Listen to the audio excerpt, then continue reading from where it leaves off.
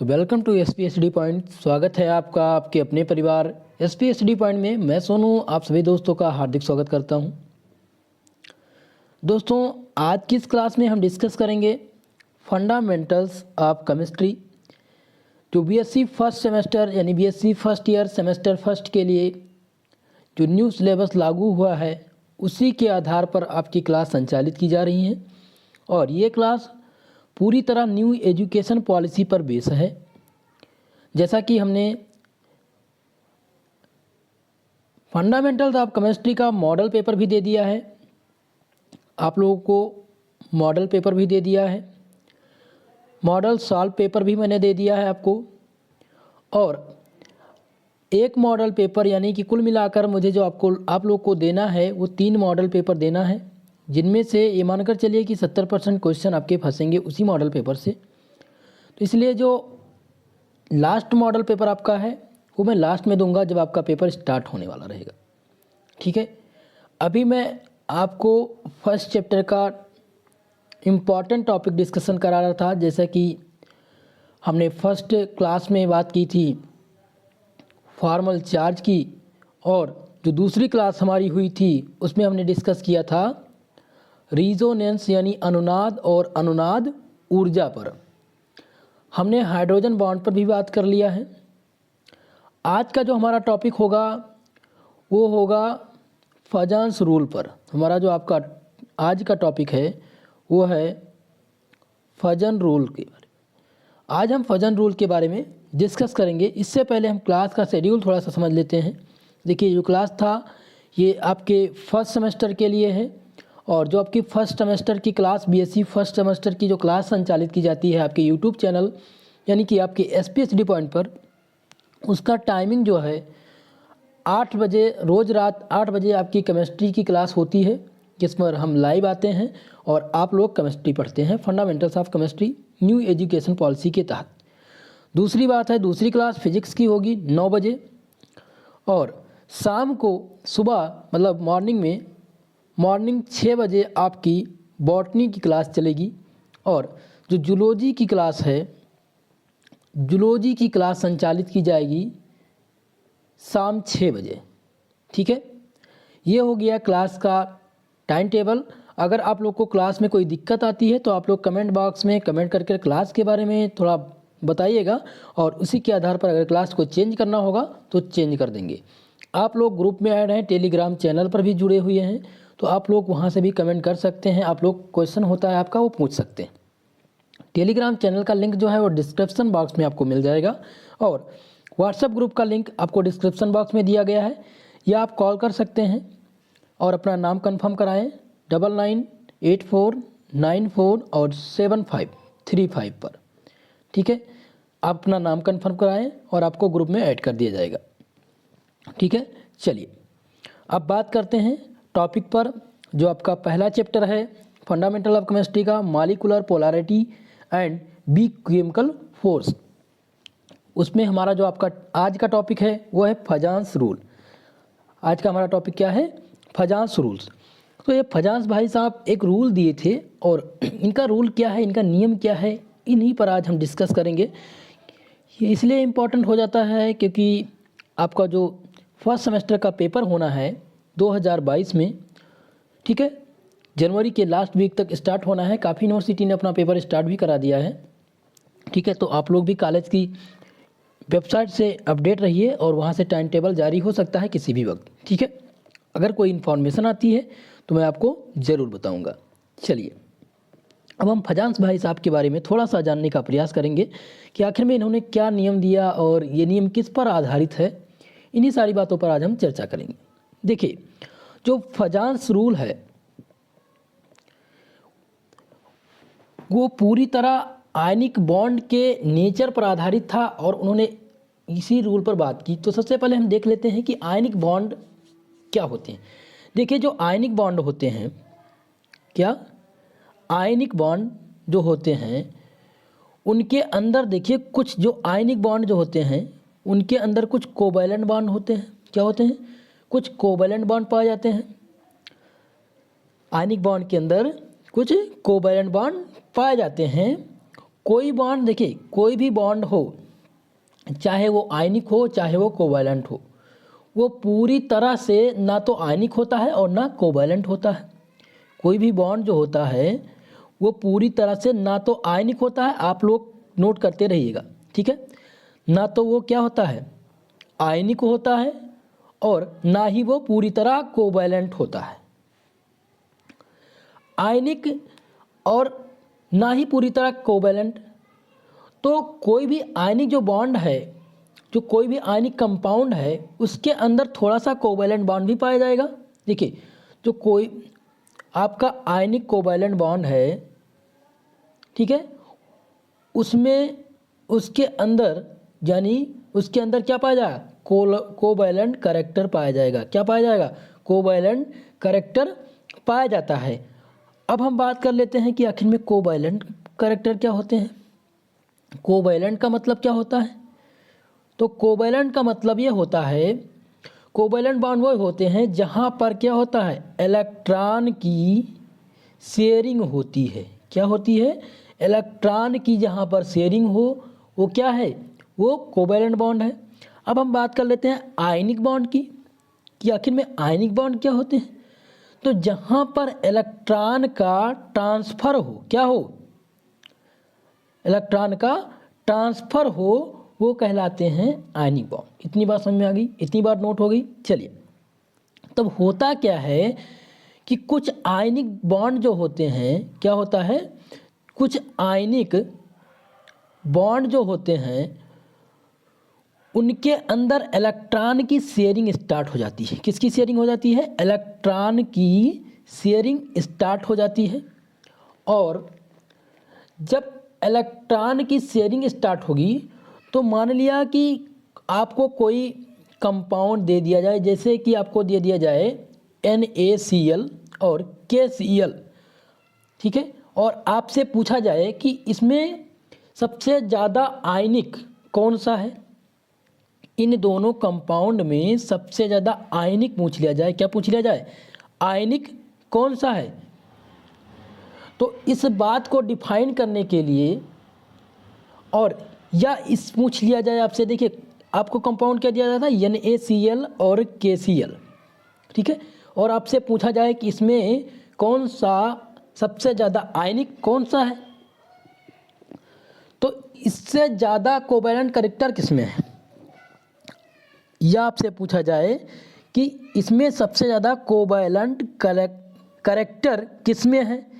तो इसी बात को देखिए, ये जो कोवैलेंट कैरेक्टर है या आयनिक, सबसे ज़्यादा आयनिक बॉन्ड जो है, इसी को फाइंड करने के लिए, इसी बात को डिफाइन करने के लिए क्या दिया गया, फजन्स ने एक रूल दिया।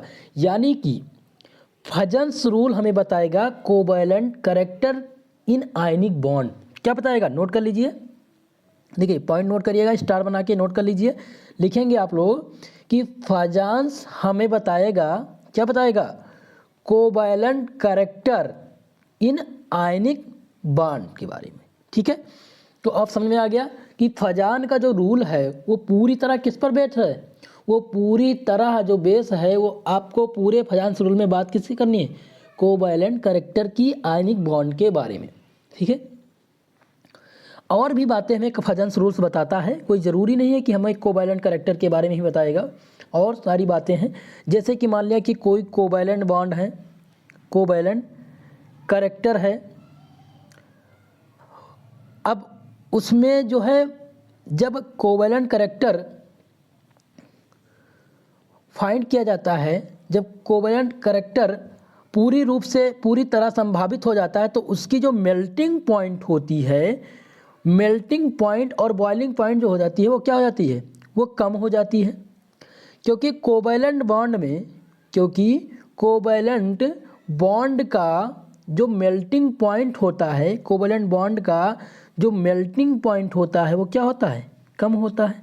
जब कोवैलेंट बॉन्ड का मेल्टिंग पॉइंट कम होगा तो कोवैलेंट कैरेक्टर में भी मेल्टिंग पॉइंट और बॉइलिंग पॉइंट क्या हो जाएगा, कम हो जाएगा। और जब मेल्टिंग और बॉइलिंग पॉइंट कम होगा तो आयनिक कैरेक्टर इसमें ज़्यादा होगा, आयनिक कैरेक्टर इसमें ज़्यादा होगा, ठीक है।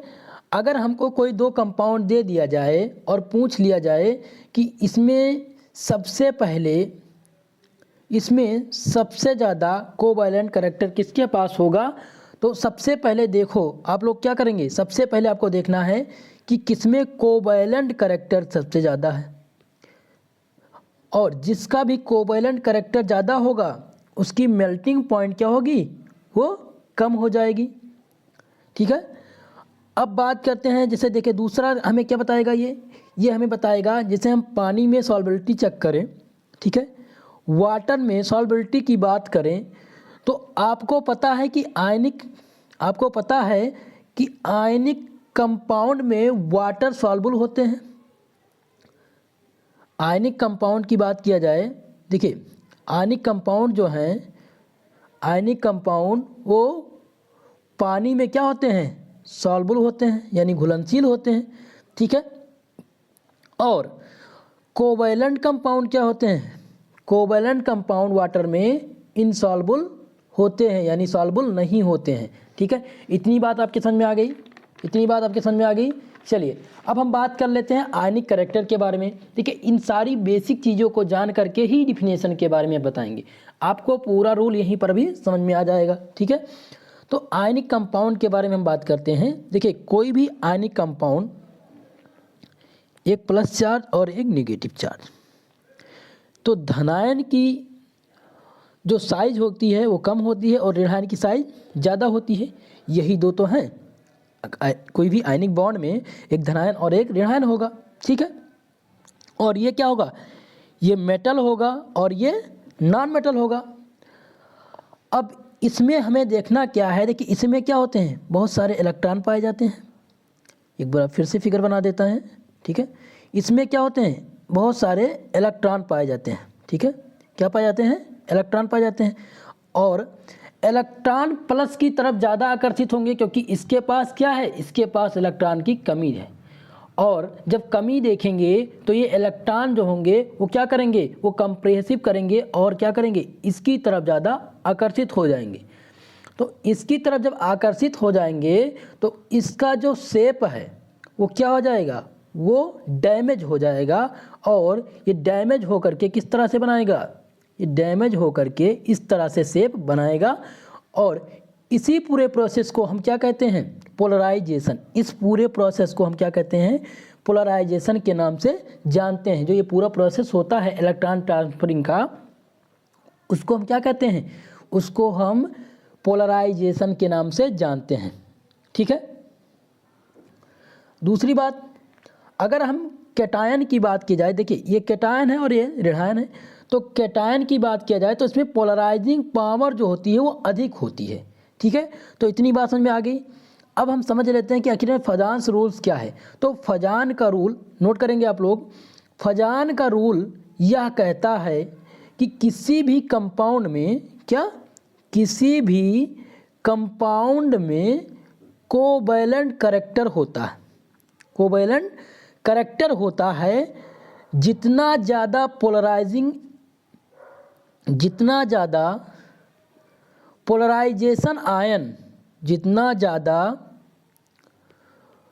पोलराइजेशन आयन होगा उतना ही कोवैलेंट कैरेक्टर होगा।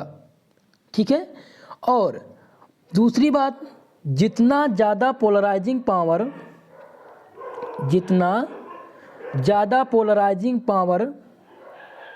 कैटायन की होगी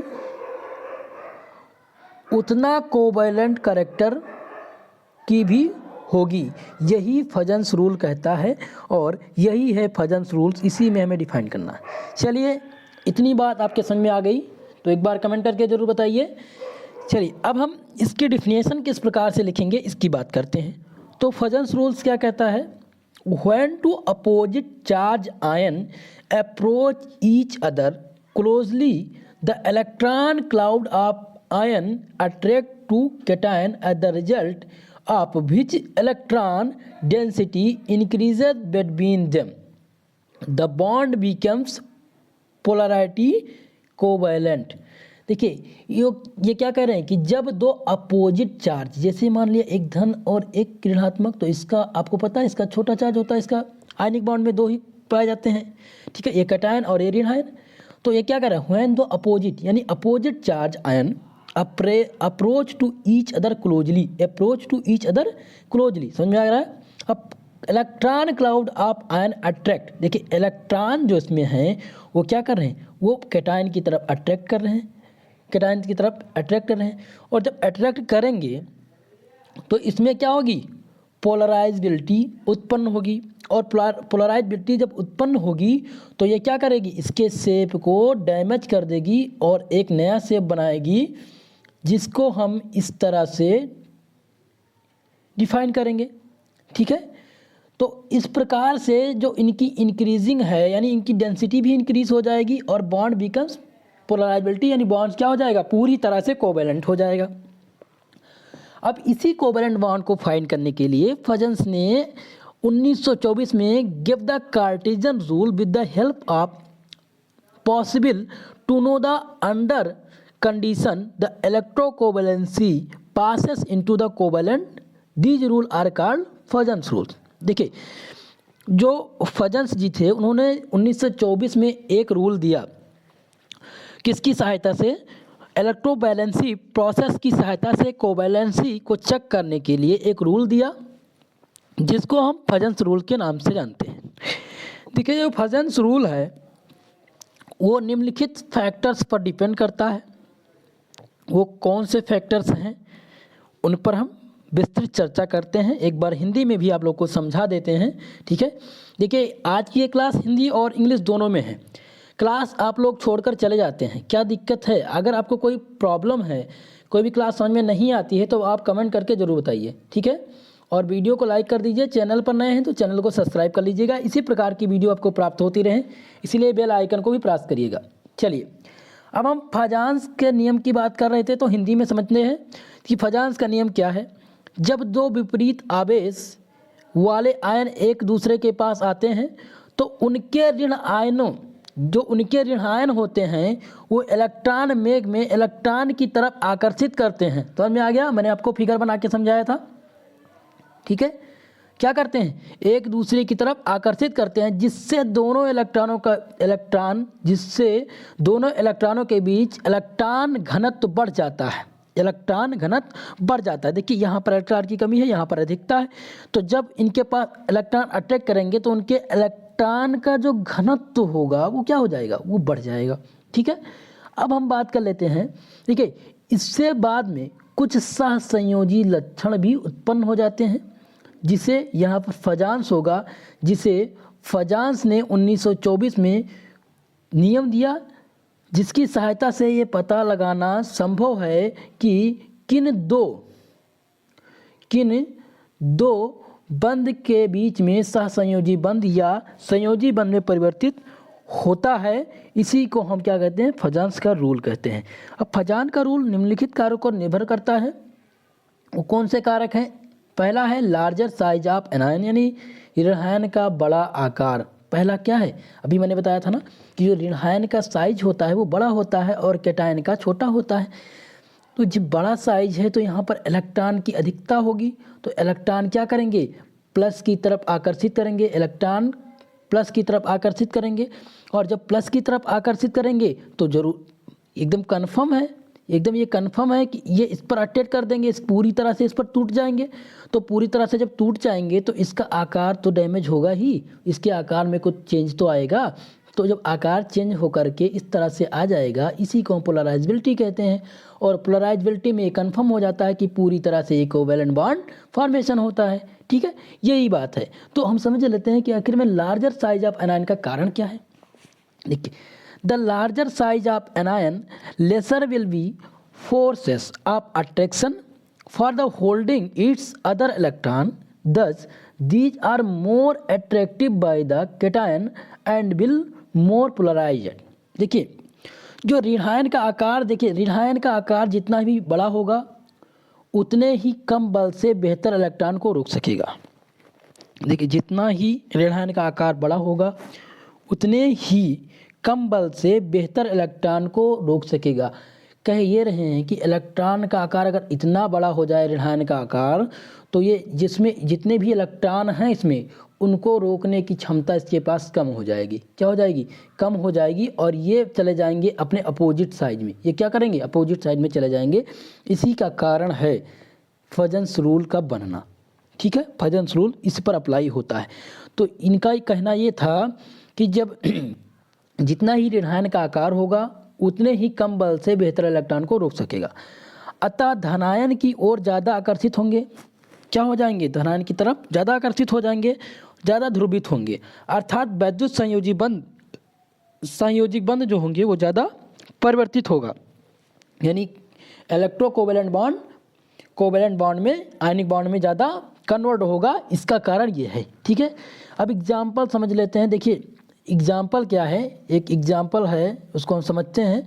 फॉर एग्जाम्पल दिया गया है AlF3 और AlCl3 size of ion F minus is smaller. देखिए इसमें क्या है? F minus smaller than Cl minus. देखिए F माइनस जो है वो स्मॉलर है किससे? Cl माइनस से। ठीक है, F माइनस स्मॉलर है किससे? Cl आयन से। Thus the Cl ion is comparative ion F और L that is the polarising therefore. देखिए यहाँ पर आपको पता है माइनस चार्ज, अब इसमें दोनों माइनस चार्ज है। अब करेंगे क्या? जो आयनिक कंपाउंड होंगे वो किसकी तरफ से ज़्यादा आकर्षित करेंगे? क्योंकि इसका जो आकार होगा अधिक होगा, Cl माइनस छोटा, ये बड़ा। तो क्या करेगा कि AlF3 है और AlFCl3 है, तो ये क्या करेगा? दोनों तरफ अट्रैक्ट करेगा। तो इसमें क्या हो जाएगा कि AlF3 का आयनिक कोवैलेंट जो कंपाउंड है वो क्या हो जाएगा? वो पूरी तरह से AlCl3 जो है वो कोवैलेंट बन जाएगा। वो पूरी तरह से कोवैलेंट बॉन्ड फॉर्मेशन होगा इस फॉर्मेशन में। ठीक है, तो ये एग्जाम्पल है, इसके थ्रू से आप लोग को समझना।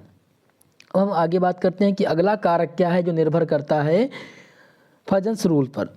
तो स्मॉल साइज ऑफ कैटायन यानी धनायन का छोटा होना भी एक बड़ा कारक है कोवैलेंट बॉन्ड के फॉर्मेशन में, और ये फॉर्मेशन पूरी तरह से डिपेंड होता है फजन्स रूल पर।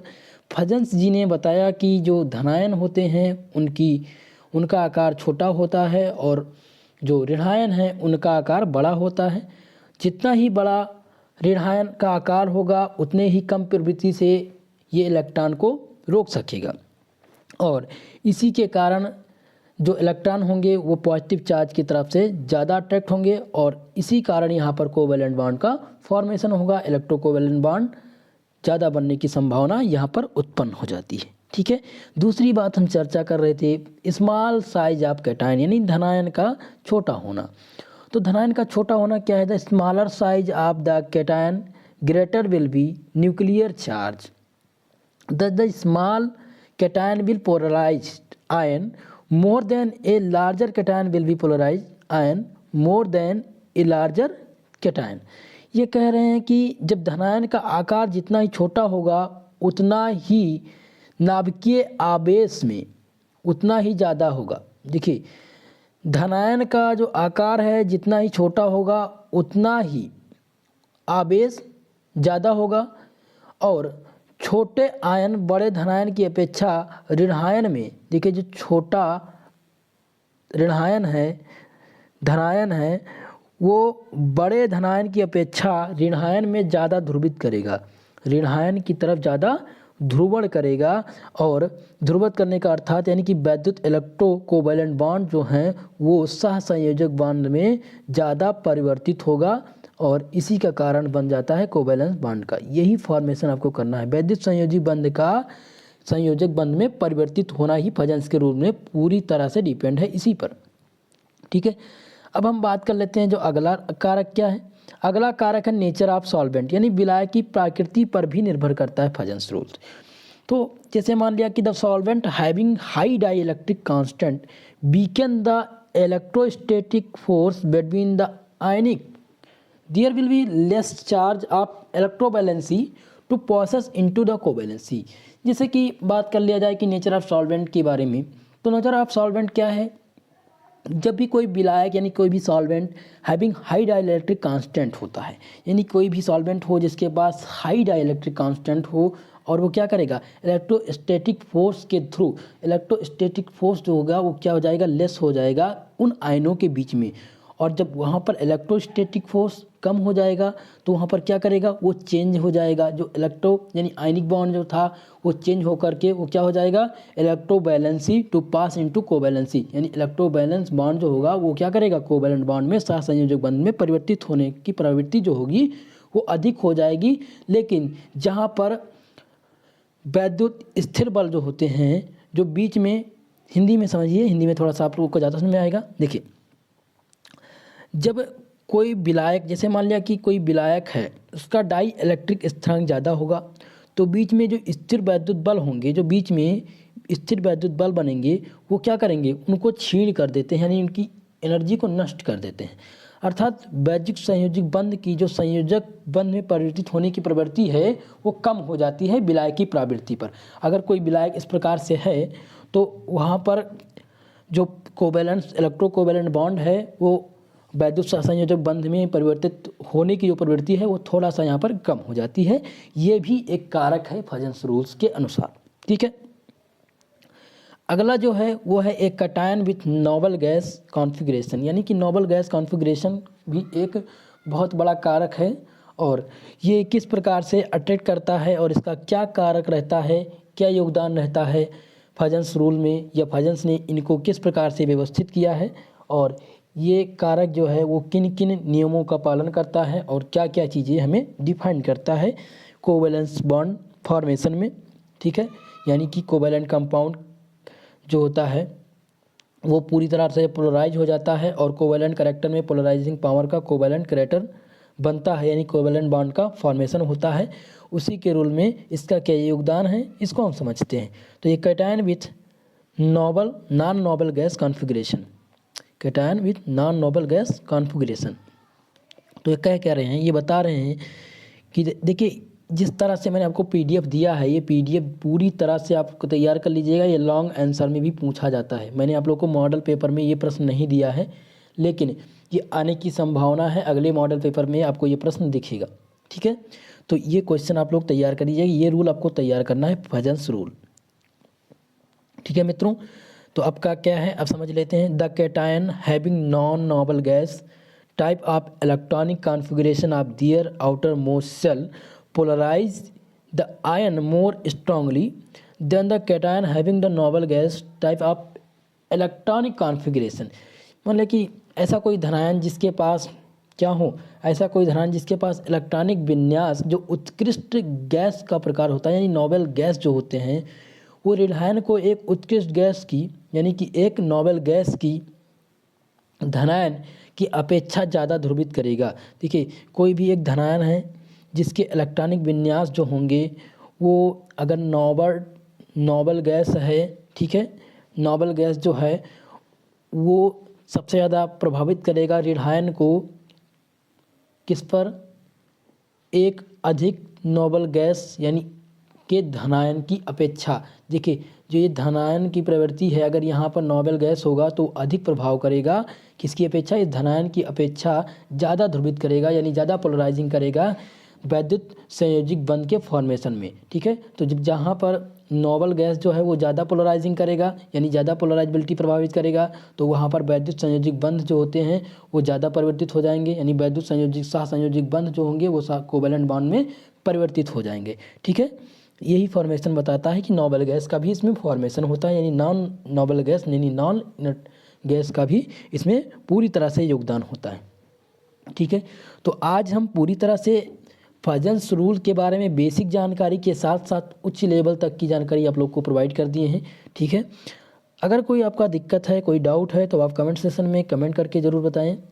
आपके कमेंट के आधार पर आपकी कमेंट का आंसर दिया जाएगा और आपको पूरी जानकारी दी जाएगी। ठीक है मित्रों, क्लास समझ में आई हो, वाकई में अगर आपको क्लास समझ में आई हो तो क्लास को एक बार लाइक कर दीजिए।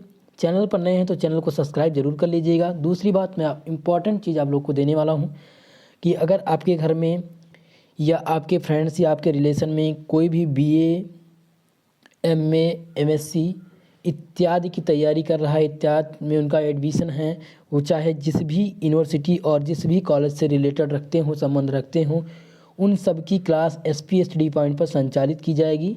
जैसा कि आपको BSc की क्लास उपलब्ध हैं, आपको SPSTD पॉइंट पर BSc first year, second year और थर्ड ईयर सभी की क्लास अब संचालित की जाएगी आपके चैनल पर।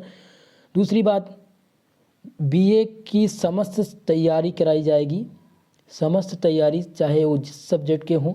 जैसे कि आज से कल में स्टार्ट हो जाएगा, यानी 1 जनवरी से स्टार्ट होनी थी क्लास, लेकिन आज नहीं क्लास हो पाई है और कल से आपकी क्लास जो है वो संचालित की जाएगी।